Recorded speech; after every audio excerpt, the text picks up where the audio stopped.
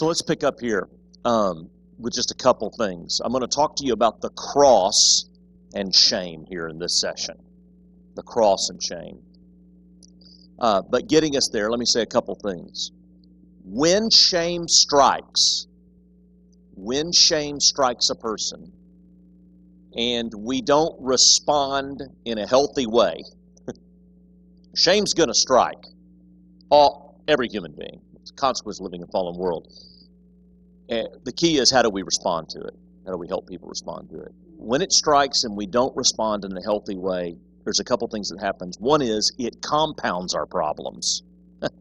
It compounds our problems when we don't respond to it in a healthy way. Let me give you an example. My wife and I have dear friends, many years. We, for years, have witnessed this woman tear her husband down publicly. Always make fun of him publicly. Never honor him publicly. Always tell jokes about him publicly. You've probably seen marriages like that, where one wears out the other publicly. This woman wore her husband out and had for years. We couldn't figure out why she did it. I mean, I know he wasn't perfect, but he's a pretty unassuming fella, kind fella. And then one day it came out that he had an affair. He had an affair with another woman in our church. And, of course, when that happened, there was a part of us that wasn't surprised. I mean, we'd seen his wife wear him out. And here was another woman that saw something of value in him, and he just gravitated there. So when the whistle blew on it, obviously the wife that had worn him out for years was devastated. But now she's got new material to wear him out on, right? Because she's been cheated on. So we get to working with them, digging it down, and I mean, she's just wearing him out in counseling. And how did this affair happen? And yada, yada, yada. Well, then, deeper into the counseling, one day she begins to break. And she confesses something that not even her husband knew. She had an affair with a couple of her students who were seniors in high school after she was first married to her husband she was teaching. Some 20 years earlier. And she said it to hurt her husband. I've cheated too. But when she did it, she caught herself in a huge secret. And then all this shame came pouring out behind it. And it suddenly occurred to us. That's why she's been wearing her husband out for 20 years. She's been trying to justify her affair retroactively.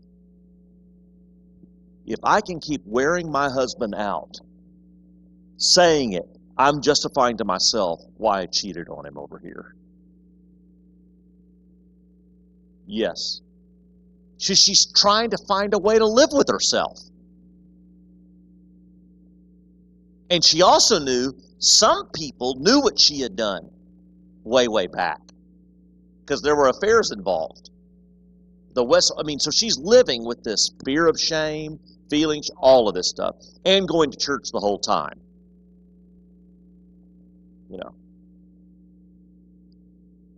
So watch what happens. So she feels regret, shame over what she did for 20 years. But how does she compound her problem? How does she cope with the shame? She tries to cope with the shame by wearing out her husband. You're a doofus. You don't know how to treat me. Oh, he's an idiot. Making fun of him to try and assuage the feeling of shame, the pain, the guilt. Instead of going to Jesus and the cross, she's crucifying her husband. And what does he wind up doing? He winds up doing a thing that's most painful to her. He chooses another woman over her. Now listen, he's responsible for his actions, don't get me wrong. I'm just saying, she did not help. Do you understand what I'm saying? So she was compounding the problem. You can't keep bringing home winter weather and expect a summer harvest, right? So she's bringing home winter weather for 20 years, coping with her own regret and shame. And the irony is, she then kind of fostered an atmosphere to where her husband was somewhat susceptible to the interest of another woman, and then she winds up getting hurt all over again.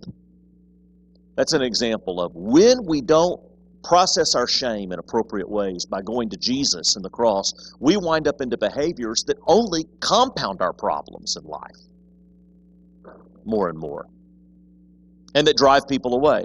Okay, here's a second thing. When we don't respond in a healthy way, it keeps us from living more effectively and productively as human beings and as followers of Jesus. It keeps us from living more effectively and productively as human beings and as followers of Jesus. Now, I told you from the very beginning, I'm not a trained counselor or therapist. I don't even play one on television. I've been fascinated in some of my work with people and just helping people to grow in their walk with the Lord, to also understand how shame affects us neurologically. There are certain parts according to even secular neuroscientists, there are certain parts of our brain that light up when we feel shame. There are certain parts of our brain that light up when we feel shame. When shame is experienced, it actually interferes with the part of our brain that involves, check this out, rational thinking, your capacity to empathize with somebody else, and even your interest in being socially engaged with other people. Literally, when shame is being experienced, it puts the brakes on your capacity to reason well. It puts the brakes on your capacity to empathize with others. It puts the brakes on your capacity to even want to socialize with others, neurologically. Think about those, just three functions. Now, in one sense, that can be a good thing. That shame is designed to sometimes it slows you down neurologically. I'll talk about how that can be a good thing by putting the brakes on you. Okay. But what happens is, if we don't know how to process it in a healthy way, the shame becomes toxic. It never gets washed out of us. We just keep living in it, and it keeps getting recycled over and over. Now think about this. And when that's happening, it's interfering with your rational thinking, your empathy, your even desire to want to engage with others socially. Just think about the life of a minister, how ineffective you become if you can't reason, if you don't empathize, and if you're not even interested in relationships with people. You're probably not going to be very effective as a minister in your community of faith, right? I mean, even on your good days when you're shame-free, sometimes you don't want to relate to people. But I'm just saying that, so just think about this. Now, some may say, now wait a second, Chris. I've known highly successful people and athletes who were privately dealing with profound shame. I have too. We have a member of our church who's a 2-time gold medalist Olympic athlete.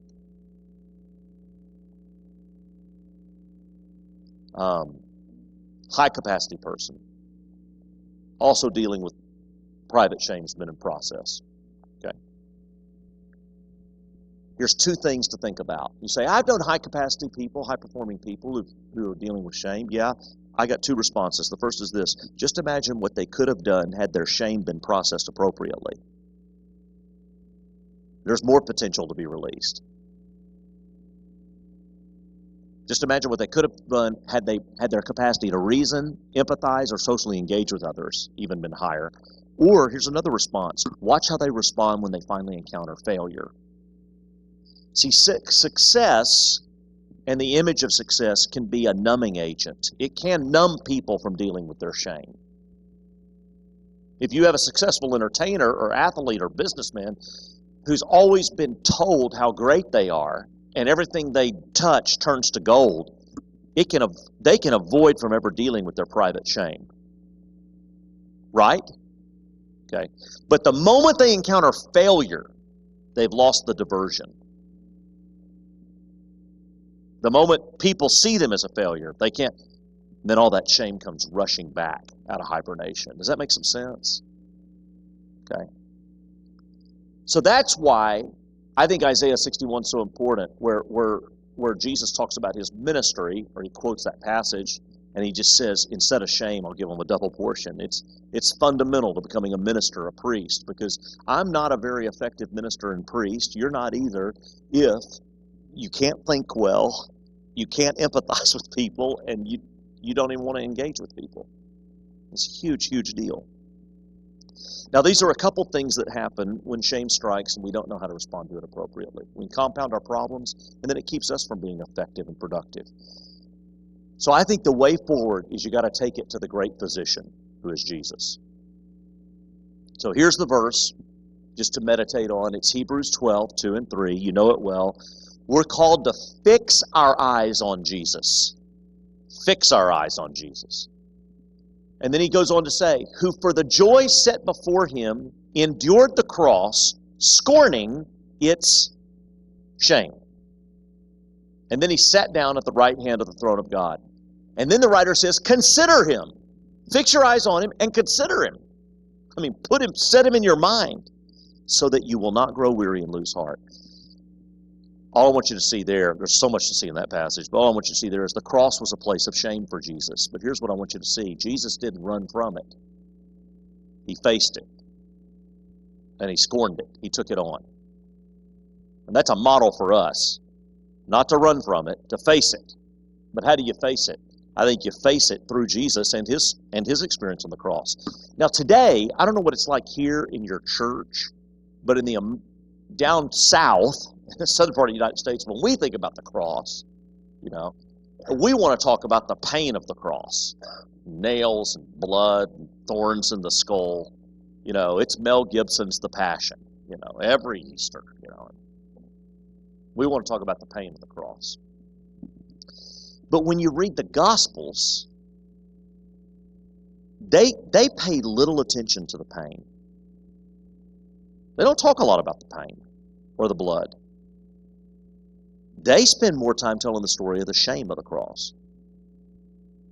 He's mocked and shamed by the religious leaders during his trial. He's mocked and shamed by the Roman soldiers the night after his trial. He's mocked and shamed by one of the criminals hanging to one side of him, and by the religious leaders at the foot of the cross. There's so much shame that Jesus is facing at the cross.